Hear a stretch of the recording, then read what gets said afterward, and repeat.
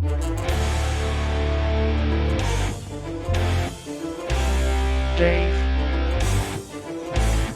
John, Shane, Chad,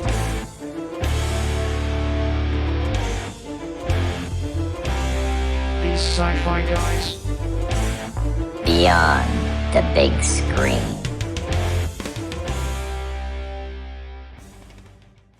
Welcome to these Sci-Fi Guys. We're here at another Beyond the Big Screen. That's right. We are here. We're going to be discussing a TV show. We're doing the pilots of our TV shows. And this week we are doing Chuck. A lot of people are like, Chuck? What's Chuck? Okay, Chuck is a computer geek. He works at the Nerd Herd, which is a byproduct of the Buy More. Okay, basically it's a complete spoof off of Best Buy. Yeah, 100%. So, I guess that's the easiest way to say it.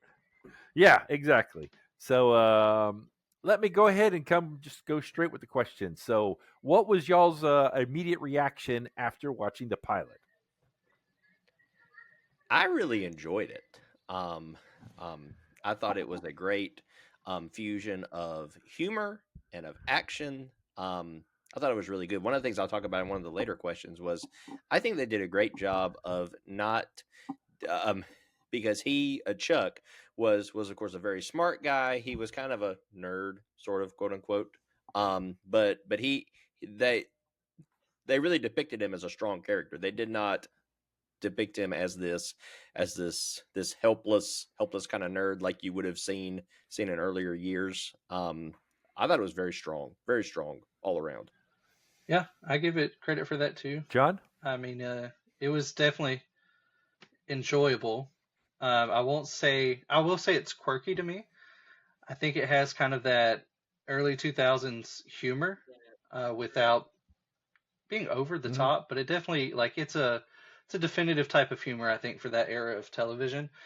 However, I think they used it well for what the show is, but it definitely made it quirkier than I was expecting, because especially considering the last few shows we've watched have been, I think, like we talked about, a little more serious, a little more just storytelling in nature. This one was definitely a lot more comedic, which I think is a welcome relief in general, but also it just, in of itself, its comedy was quirky for me. But even so, I think that's why I enjoyed it so much. Because, I mean, I love The Office. I love St. Dennis Medical, a lot of shows like that.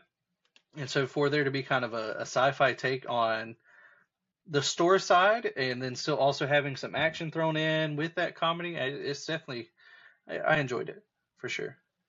Mm-hmm. Yeah, I wanted to give you all something that was kind of funny, that wasn't over the top, like crude humor, because some shows can get a little bit raunchy sometimes, Yeah. like I'm watching Fifth Avenue right now, and it can get that way. Its main character is the guy that played Dr. House, and seeing him not be House is just really weird to me. But yeah. Anyway, so this is all about this. This is about this show. We're talking about Chuck, not Fifth Avenue. So okay. So what characters are you most curious about so far?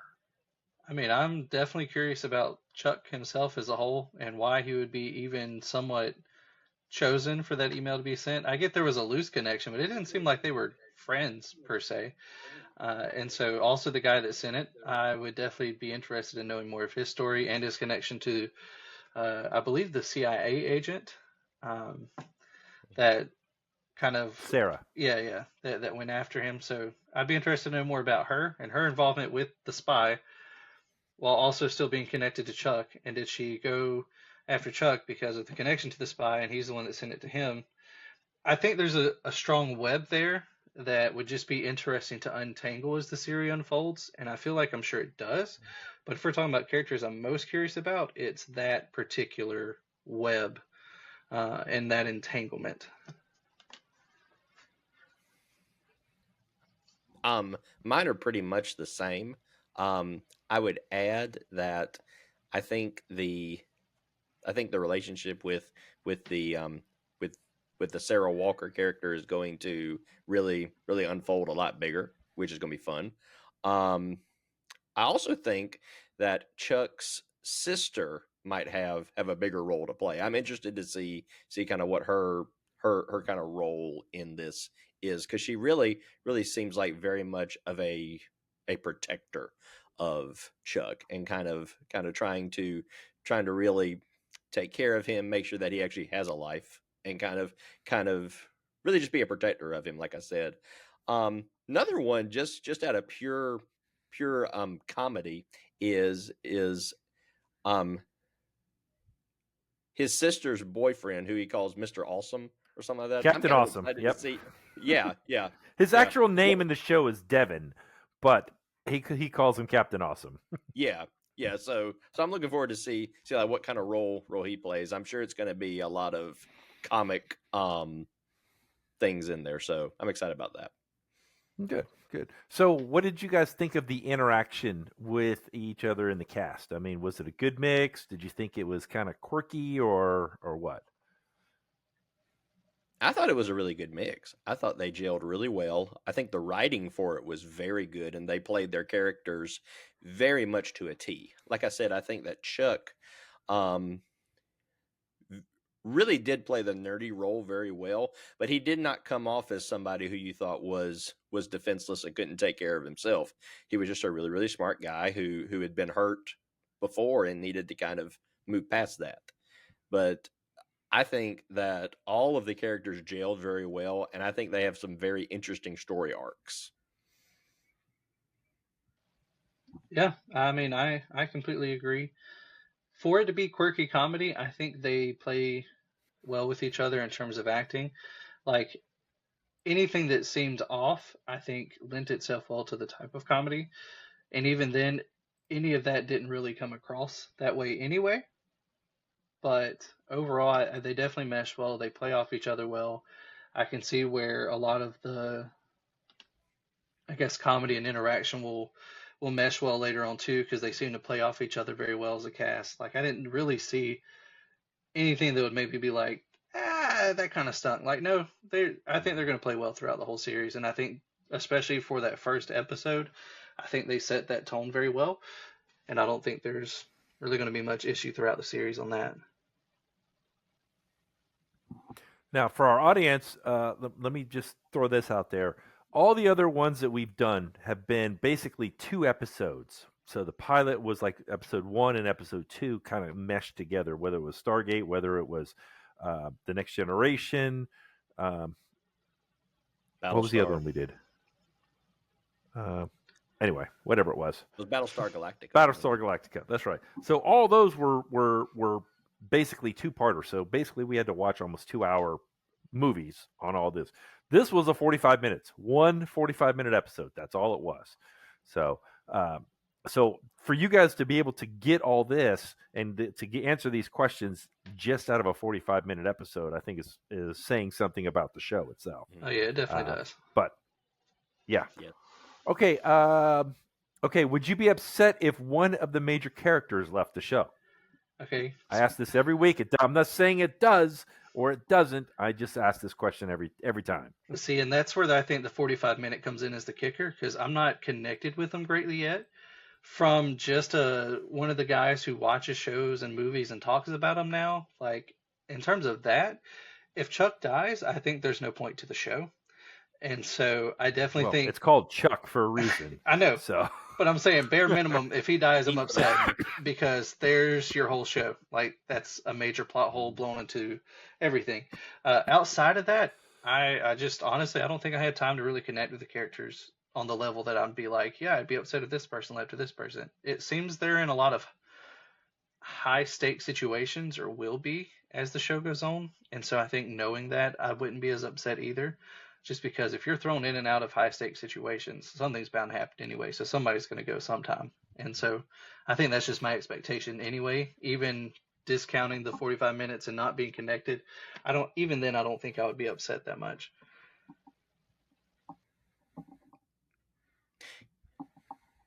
So I actually think that I was more connected, and this may sound a little blasphemous considering we've watched Next Generation and Stargate, but to me, I connected with this cast very quickly. I think they kind of drew me in very quick, and I just think that is based off a storyline, and I also think it's just based off of just how good a job these characters did.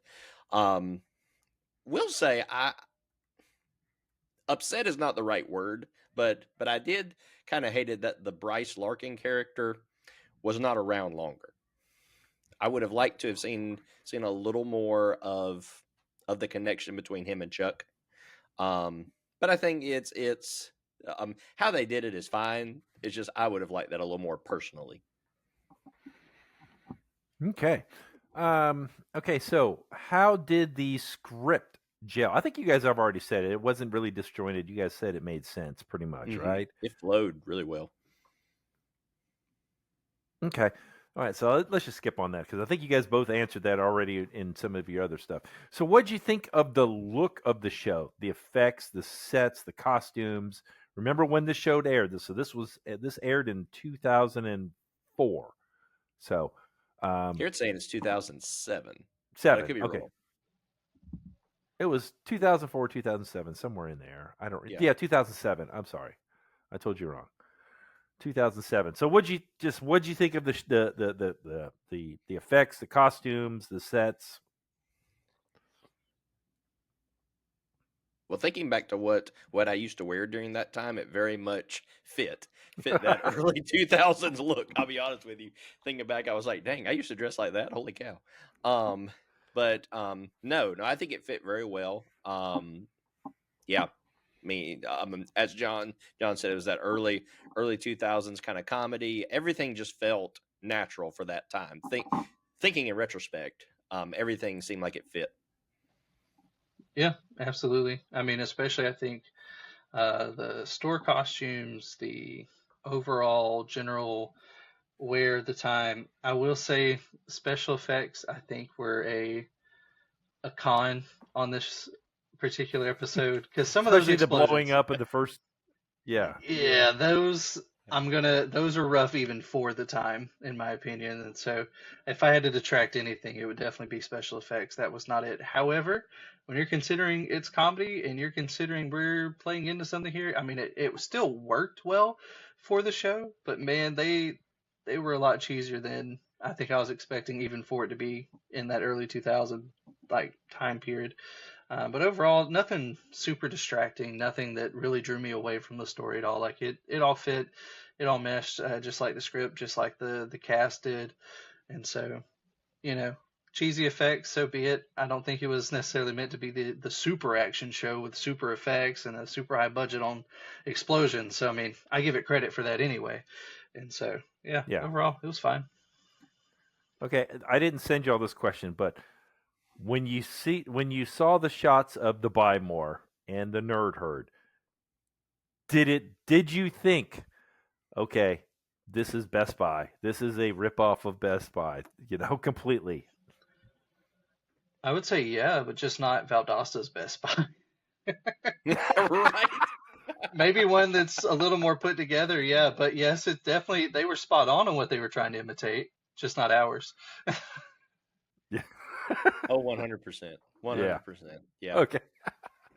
Okay. So I know I've thrown a lot of these at you, but do you want to watch the next episode? And if not, why not? Oh, I do. I almost kept going. I really did. I almost kept going. But I figured I'd keep it true to just the pilot for the show. Absolutely fair. I mean, same. And I've already discussed my displeasure with the amount of shows I feel like I need to watch now, particularly because of this series that we're doing. And so this is just another one to add to the list. I think of the ones we have watched, not counting being able to watch it around kids or not, but of the ones we've watched, I feel like this one's probably the easier for me to immediately slip into and just go on it. And I think part of that may just be because the pilots were so long on the others that I had that in mind, whereas the normal episodes probably aren't that. But this one just feels like I could jump in and immediately grasp onto it and like binge it and be done with it. And so from that Yes. standpoint, yeah, I would watch this one. Now, I can tell you most of these episodes that, to my knowledge, were clean after this. You know, they showed a little skin on Sarah for this one, but I think for most of them after this, it was pretty tame. Other than, what's his name? Morgan. Morgan is pretty much the same all throughout all the Yeah. seasons. So you know. Hey, at least he's consistent. He's kind of that cringeworthy Yeah. guy, you know. Yeah. That's his character. It makes sense. Yeah. Yeah. He very much reminds me of, if you watch The Big Bang Theory, he Mhm. very much reminds me of like a Howard Wolowitz. 100%, yes. Yes. He really does. I think they might have taken some of Howard from this character, maybe. I don't Yeah. know, because you're right. They are a lot alike. Yeah. Okay, so after watching this episode, where do you see the series going? I see some crazy adventures coming up. Especially with him, how he has everything in his head and he's seeing some things before they happen. And I see some fun things going on. I see some fun episodes, some peril too, but I think some really fun adventures. See, I feel like this is probably, maybe there's some pattern recognition. I definitely feel like where the series starts is them trying to figure out what exactly info he has. Because, we had the NSA and the CIA fighting over him in this first episode. I can see some of that in the beginning, and then I think they'll figure out more of how to utilize him. And then I see him becoming almost an informational weapon, if you will, for a period of time. And then I think towards the end, it'll be almost like the world leaders and governments trying to go after him to see what he knows, to the point that he either gets taken out by that, or he just which I think seems most likely to me, where he gets he retires and just quits when he's old, which I don't see happening with the way the show was going from the start. Too many people after him already. I don't think that part's happening. But I can definitely see where it's like, all right, we don't know how to use you. Okay, now we know how to use you, so we're going to use you a lot. Okay, now we have to protect you. And I think at some point that's going to fall apart and fail. So that's where I see it going. I don't necessarily know that for a fact, and I'm sure Dave will lend some of that information to us, but that's where I feel like it would go. He will lend us some information. Okay, so what questions did the plot leave you with? What exactly do the images mean? That's my biggest one. It's because I get it, and I get it leads to information. They're just, and I can tell you, they're just images. That's all they are. Is just, because you notice a lot of them in the first one. They showed apple pie on a lot of them. Yeah. That was supposedly representing America. I guess that's the part that threw me off. You'll see. In future episodes, it's just whatever. And then they actually he calls it flash. Oh, I flashed, Huh. and then he'll explain whatever it was that happens. But yeah, the actual images don't really mean much. It's just a way of giving us a visual representation of what's going through his head. I gotcha. Yeah. I want some more background on how he got the images in his head from the email. I want more information on that. And maybe I just missed it, but I don't think I did. It's all visual. Everything, those images supposedly did something where it basically, they took every piece of information and turned it into an image. That's all that's all I know. And then all of that got downloaded into his head. Okay. I don't know. I need some of that myself.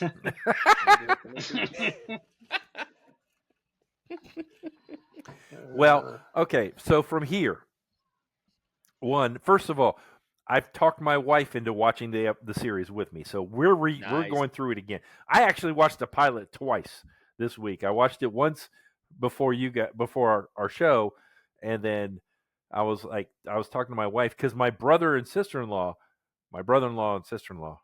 Yeah, they watched it. They were watching it last year when it was on like Max or whatever it was on, and now you can get on Amazon Prime now. But so I was just like, hey, honey, why don't you watch this with me?